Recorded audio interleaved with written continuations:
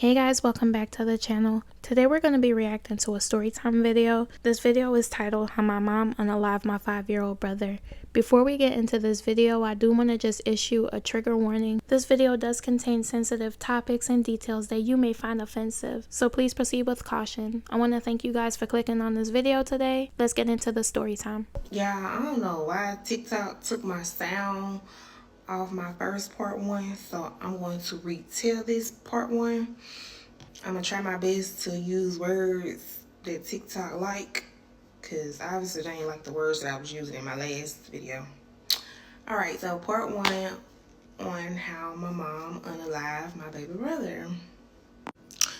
Alright, so this was back in 2003, back in February of 2003. I was 10, my brother was 5, and my mom unalived him. It was a normal day, and my brother, he was getting ready to start kindergarten soon, so my mom was just going over some, a few things with him. And for this particular day, she wanted to go over his numbers, and she was asking him to count to 20, and she was asking him repeatedly to count to 20, and every time he would count to 20, he would skip the number 16. I don't know what it was about that number 16, but he would miss it every time he would count to 20. He would say 15, 17, 18. He would skip 16. And I don't know why he was doing it. Okay, so each time he was miss the number 16, she would hit him and tell him to start over. He'll start over, miss it again. She hit him again. And it wasn't just no hit, like a little simple hit. This was like hits. I remember she used a wooden broomstick. She used the little curtain rod thing, the little thingy you put the curtain, you slide the curtain thing in, those, the old school kind, the white ones. She used that one, she used that. Anything that was hard that she could find, she was hitting him with it. So as I mentioned, that went on all day. I'm talking about all day, from sun up to sundown. Imagine getting beat on all day long. So she asked me to go help him, go practice with him, and come back. So we go in my room. We practice. I asked him to count. And y'all, he would literally say 16 with me. I don't know. Maybe my mama was just scaring him. Or, I don't know. But he was doing it. He was saying it with me. So I'm like, okay, y'all, you got it. So just go back out there and just count. Normal. 15, 16, just, you got these. Okay, so I'm like, Mama, I think he got it now. He know it. So he count. He missed it again. He missed the number again. So at this point, my mama I guess she's frustrated. So we was already staying in Mississippi at the time. If you're from Mobile, Mississippi from Mobile is maybe about a good hour drive. So she said, yeah, let's go. Let's go ride to Mobile. So I proceed to get in the front seat, but she like, no, let your brother get in the front seat. So I'm like, all right, get in the front seat. So I get in the back seat, and the whole ride from Mississippi to Mobile, my mama is literally smashing my brother's head on the window, like angry, mad that he was missing that number 16. And I'm just like, this lady is crazy. Like, it ain't that serious, mama. But I'm a child, so I really can't say that. Okay, so we make it to Mobile. We make it to this house. Me and my brother stayed in the car. We stayed in the car while she go in the house. We maybe stayed in the car maybe about 10, 15 minutes. Now, mind you, I'm only 10 years old, so I don't know what she's doing in the house or why we're there. But later on, I did find out that there was a drug house that she was at, and I'm assuming she came back to Mobile to get her fix. But I didn't find that out till later on, but we're going to get to that point. Okay, so she get back in the car. We head back to Mississippi. So once we made it back to Mississippi, my brother gets out the car. Now, mind you, he been getting beat on all day.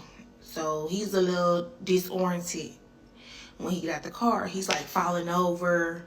He can barely walk because his head is swelled up so big from all the beating to the head. All the blows to the head. So I go to help him get up off the ground, but my mama like, no, leave him. He can do it. He can walk in the house, on his own. Okay, so we make it back into the house. She tell him to go lay down, because he's weak. He can't take no more. Like, it's nothing else she could do to him. He's had enough. So I'm guessing since she got her little fix, she still amped up. Like, she still got energy. She tells me to go get my schoolwork. So I get my schoolwork. Mind you, Mississippi work is totally different from Mobile work. It was difficult to me. So all my work was wrong. So once she see that my work is wrong, she pursues to beat on me. She's beating on me with a broomstick. Now she's hitting on me. And I really believe to this day that my brother saved my life, because had he had what he did when it happened, then my beating would have been on and on and on and on, just the way she did to my brother. But as she's beating on me, she hears my brother start coughing. So once he started coughing, she took her attention off me and, went to go see what's going on with him. But at this point, when she go down there, he's not responsive. He ain't responding back to her.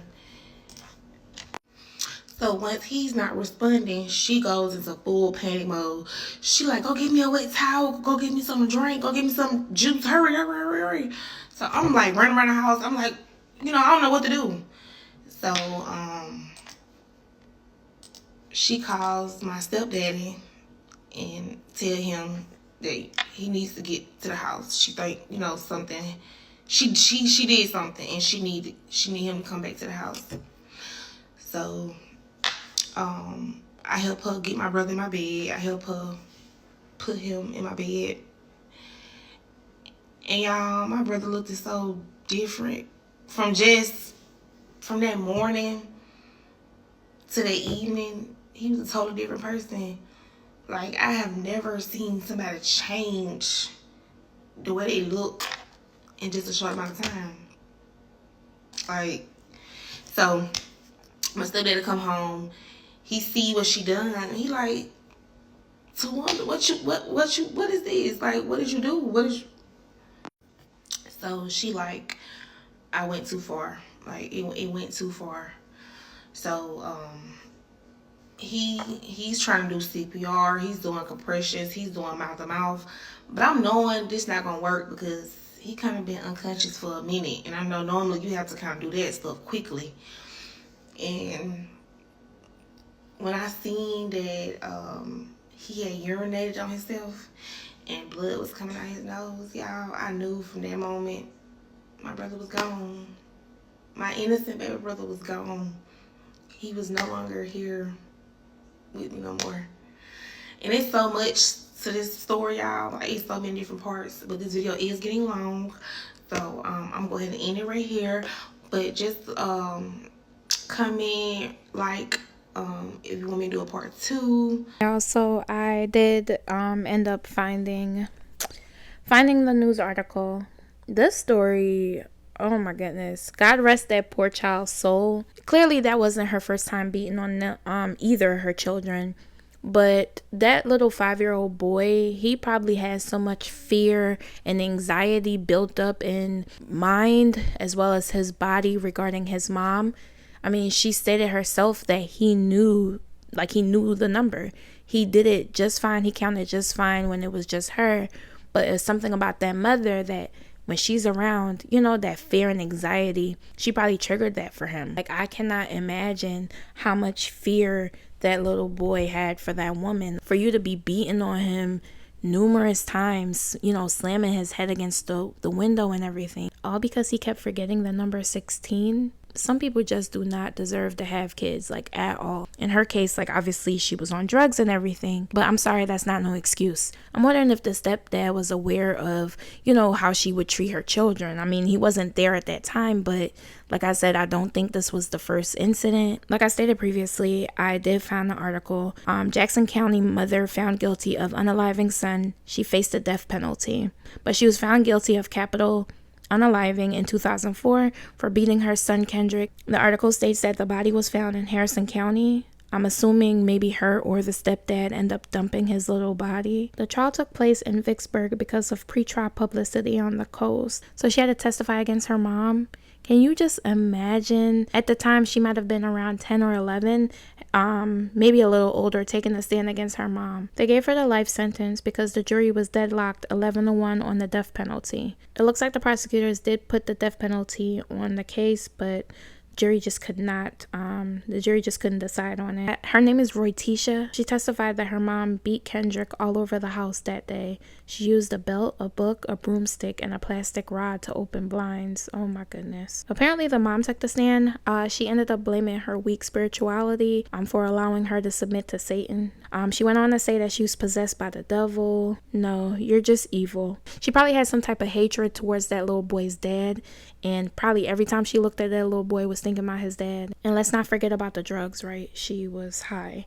But oh my goodness, that poor baby suffered. At the time of the crime, she was 27. By the time they did the trial, she was 30. But she said that she only meant to correct the boy who kept missing 16 as he tried to count to 20. She believed that education was the only way for the child to escape the life of poverty and the child abuse that she suffered growing up. Okay, the 5-year-old was struggling to count to 20. There was no need for this to have happened. According to her attorney during closing arguments, she didn't realize the boy was severely injured. Yes, she did. So when Roytisha took the stand, like I said, I'm sorry if I'm butchering her name, but she told the jury that her mother hit her in the face with a pipe when she was 5 years old. That lady was violent and did not deserve to have any children. All right, let's continue. So her husband at the time was Willie Earl Thomas. He was charged with accessory after the fact. So it looks like he helped her dispose of the little boy's body. They dumped the body in a rural county. So according to the mother, it was the husband's idea to do so, and also his idea to call 911 and report the little boy missing. My heart breaks for that baby. Alright guys, so this is her part 2. Let's get into it. I'm back with part 2 on how my mama unalived my baby brother. So once she realized that he just urinated on himself and the blood is coming out his nose, that's pretty much the end. So now she's crying, she's screaming all over the house. She don't know what to do. So at this point, she tells me to go in her room and go to bed. So I guess she don't want me to see, the next step and what she about to do. So I go to bed and I wake up the next morning and I'm petrified. I'm scared. I'm scared to go in my room and look in my room because I know the night before that was the last place my brother was at. So I look in the room. I don't see him no more. I don't see him in my bed. So I'm like, wait, what did she do with him? Where is he? And to this day, y'all, I'm a real detective. Like, I'm gonna find some stuff out. So as I'm walking through the house looking for the body, I see little carpet fringes on the floor. So when your carpet tail, the little pieces of the carpet be on the floor. So I see a lot of those on the floor. So I'm thinking like, okay, whatever she did, my brother, it's something to do with some carpet. So my mama calls me into the living room, and she basically trying to coach me on what I'm going to say when I go back to school. Because at this point, I've already missed 2 days of school. So I can't miss no more days of school. And she's telling me, like, okay, you're going to go to school. You're going to say this. You're going to say that. In my mind, I'm like, you thinking this whole little story you collaborated about the work? So after she get done coaching me on what I'm going to take to the school, because more than likely the police are going to come to the school because she's planning on reporting him missing. That was her story. Her story was he was missing. He ran away. That was a story that we both were going to stick to. And she was coaching me throughout the day on when the last time I seen him so I could tell the school. So later on that night, I heard her on the phone with somebody. So, as a child, I'm listening on the side of the wall, eavesdropping. And that's when I realized that she and my stepdad, got rid of the body on their own. They disposed the body. So before I went to school that night, she actually rode by the crime scene. I'm assuming she wanted to see, like, did someone find the body before I go to school and tell this story that he ran away. So we riding we get on the interstate in Mississippi. We get on the interstate. She pulls over on the side of the interstate. I stay in the car. I didn't get out the car. And then I see her go, when you pull over the interstate, it's the bridge, on the side you look down into. So she looked down over the bridge. So at this point, I know now it's something to do with carpet and the bridge. So I'm like, okay, she wrapped them up in carpet and she threw them over the bridge. That's my thought process, and that's actually what she did, y'all. My mama and my stepdaddy rolled my brother up into some carpet, put him in a trash bag, and threw him on the side of the bridge. Y'all, I'm going to try to insert some clips, not clips, but like some pictures of the articles and stuff like that. I'm going to try to do that on my part 3. So, the next morning, it's time for me to go to school. So, I go to school. Now, I know you remember in my part 1 when she started beating on me. So, I had some bruises on my face, but my mom had covered up with makeup. But my teachers, they still ended up seeing my eye, my bruises through the makeup. So, they ended up calling me to the office. I get called to the office, y'all. I get called to the office, and they say, your mom reported your brother missing, and we want to ask you some questions about it. And they want to ask me some questions. So I'm knowing this, this is coming, but I didn't know it was coming so soon. So I'm a child, I'm 10. So I'm literally trying to remember what my mama was practicing with me, the story. And y'all, I kid y'all not, I stuck to that story as long as I could. That last time I seen him is that morning when I went to school, when he was in the room. I stuck to that story. I went over it. I was telling them that over and over and over. But I'm guessing by these being police officers, they have done this for so long. They know I'm lying. So they started trying to threaten me, saying that if I don't tell the truth, they're going to have me arrested. They're going to put me, they're going to take me to jail. So I'm like, what? But I don't care. I'm sticking to my story. He ran away. He missing. I don't know where he at. I don't know. So the officer said, give me a moment. And he stepped out the room. When he stepped out the room, he came back with my auntie, my family member, my mama's sister. She came from Mobile to my school. And they gave us a moment to talk to they gave us some one-on-one time, just me and my auntie. So once my auntie come in the room, she asked me, she said, Tisha, with my nephew, what happened? What's going on? So I feel more comfortable to tell her the truth because this is my auntie. So I bust out. I told her the truth. I told her what it was. And when she went and told the police officer, she said, my niece got something to tell you. And I told the truth. I told what happened. And y'all, I kid you not, I heard the officer on his walkie-talkie. He say, we got the truth. Take her into custody. And from that day forward, I was 10 years old. I didn't see my mom again. I didn't see her. I didn't get a chance to say goodbye, a hug, or nothing. Like, that was it. My mama was taken into custody. And to this day, y'all, I am 31 years old. My mama is still in prison to this day. They gave her life without parole. Like, she would never see daylight again. Like, ever.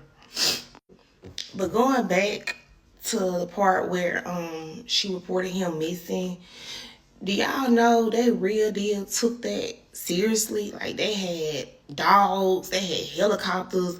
They was real deal looking for my brother, like searching through the woods, because we stayed by some woods.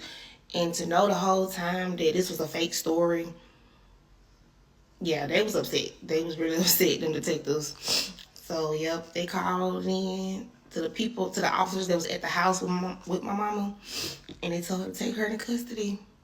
And that was it. I didn't see my mama again.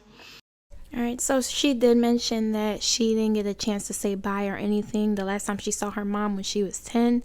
And I know that might be difficult, especially when it comes to closure or anything, but her mom meant her no good. If she would have stayed, like say they didn't get caught, right?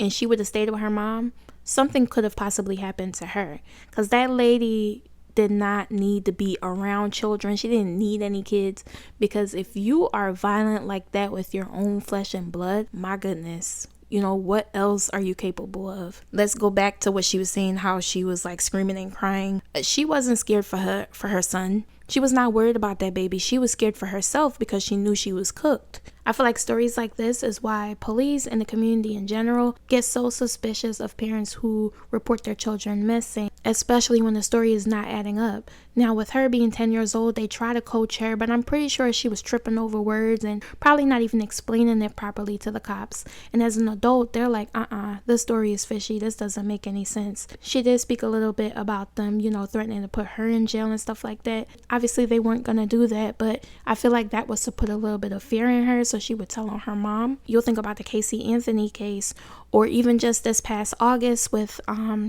what's his name? Emmanuel Haro, that little baby, where his mom lied to the police and told them that somebody came up from behind her and punched her in the face and stole her baby. For a couple weeks to go by, they arrested dad and he confessed to hurting that child. Parents like that will have the police, you know, exhausting all these resources, having the community search for these babies, wasting time and, like I said, resources, when that entire time they know for a fact the child is no longer on this earth. And as I'm going through her comments, there are people in here talking about what they would have done. Honestly, nobody would ever know what they would do as a 10-year-old in this situation. She has probably experienced so much, not just physical abuse, but emotional and verbal abuse as well. And those type of things play a toll on you. What these type of parents do is put so much fear in these children that they are beyond scared to speak up. You see how she kept going with the lie even when the police was questioning her. She didn't break that facade until another adult, one that she was familiar with, her aunt, came. And as I'm listening to her, you can still see the trauma is all in her eyes. In her part 1, she has started crying a bit. You can still see this is something that traumatizes her. How y'all doing on this good Saturday? So, y'all, I'm getting some feedback from the auntie that was mentioned in my story time. You know, the one that came to the school and the one that I told to. So, she is mad at me that I am sharing my story, that I am telling the truth. You know, I'm telling my truth. I'm living in my truth. And they mad. The family is mad. They mad at me. So, I just want to know, y'all, should I continue on telling my story? Or should I just stop it right here? Because I don't feel like I did nothing wrong personally. Like, this is my story. That was my mother. That was my brother. I was the one that was in the house when it all happened. It was just us three, my mama, me, and my brother. Nobody else. For the people that for all my family members, they only know the story based on what was told to them. Nobody was there. So it's different from telling you a story than actually being there and witnessing it. So I feel like I'm not going to listen to no haters. I don't care who she is, whether it's family, friend, I don't care. I'm going to continue to put my story out there. I'm going to continue to share my story because I feel like maybe it could help somebody. But y'all, that's all I want to say. Y'all let me know if I'm wrong. Would y'all feel bad, you know, telling your story if a family member don't want you telling your story? But this is my story to tell. Mind y'all, this is the same auntie that I couldn't even go stay with.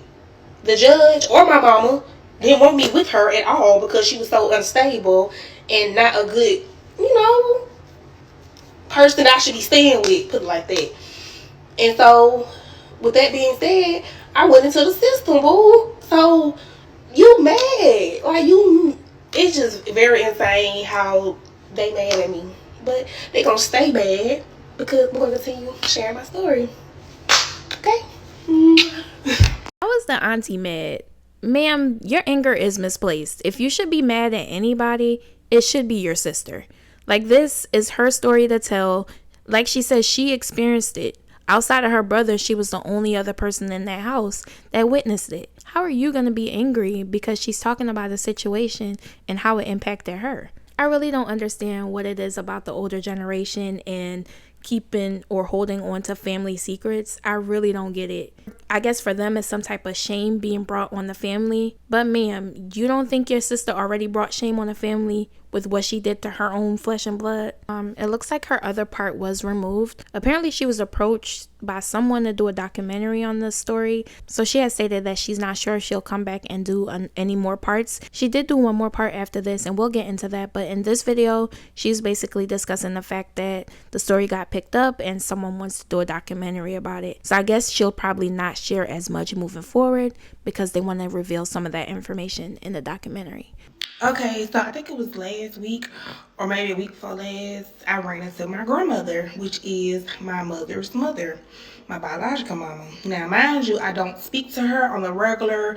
I don't communicate with her on a regular basis. I don't keep up with her. She don't keep up with me. So we kind of like strangers. She don't know the latest with me, and I don't know what she got going on. So yeah, I ran into her. So immediately when I see her and she see me, her first words, not even, hey, how you doing? Give me a hug. It's, I'm gonna beat your ass. So I'm like, you gonna beat my ass? Why? I'm grown. She like, what's this I hear you on the internet talking about your mama? Like, so I said, I'm not really talking about her. I said, I'm just sharing my truth, you know, I'm just telling the story that anybody can go on the internet and look it up. Like, it's public record, so I'm not necessarily talking about her. So, okay, so she moved forward from that topic. And so she's like, what's this I hear you doing a movie on it? So, I ain't gonna never put a hate in my business. So I'm like, movie? What you talking about? I ain't doing no movie.